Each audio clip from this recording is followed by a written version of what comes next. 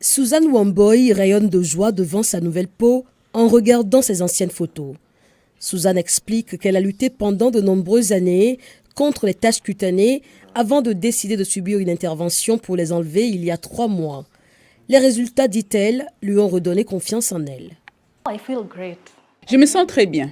Je me maquille rarement maintenant parce que j'ai une peau impeccable et qu'il n'y a rien à cacher. Mais quand j'ai besoin de me maquiller, la finition est excellente, incroyable. C'est un regain de confiance. Vous n'avez pas peur de sortir et vous savez de vivre votre vie. Jean Kinoutia dirige Oglo Aesthetics, une clinique de soins de la peau située dans la banlieue de Nairobi, où Suzanne s'est fait retirer ses acrocordons. Jean Kinoutia explique que les acrocordons sont parfois confondus à tort avec d'autres affections cutanées courantes, comme les grains de beauté, mais qu'elles présentent certaines différences. Un acrocordon est une lésion cutanée qui possède généralement un très petit pédoncule.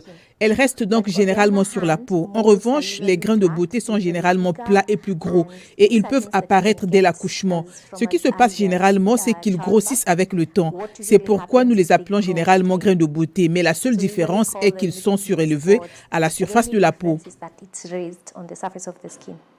Selon l'American Academy of Dermatology Association, les taches cutanées se développent le plus souvent dans les zones où il y a un excès de peau qui se plie ou s'affaisse, provoquant une friction lorsque la peau se frotte l'une contre l'autre.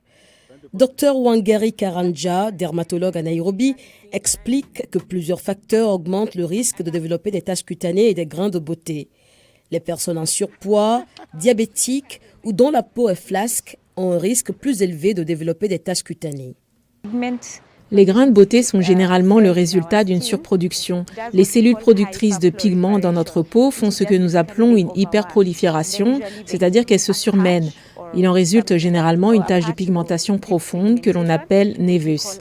L'autre nom des grains de beauté peut être un névus et parfois ils peuvent être légèrement surélevés et devenir un gonflement. Bien que les taches cutanées ne soient généralement pas dangereuses, Dr Karanja explique qu'elles peuvent avoir une apparence indésirable ou être inconfortables et irritantes. Elles sont parfois associées à certains problèmes de santé. Très rarement, elles sont également liées à certains cancers. Par exemple, si vous avez un cancer interne dans votre corps et qu'il se manifeste par des taches cutanées, nous les surveillons ou nous les suivons car elles ont plus de chances de se transformer en ce que l'on appelle un mélanome, qui est un type de cancer de la peau. Il existe différentes procédures d'élimination des taches cutanées. Kinoutias Oglo Aesthetics propose des services d'élimination des taches cutanées à l'aide d'une thérapie au laser qui consiste à utiliser la lumière laser pour détruire la tache cutanée.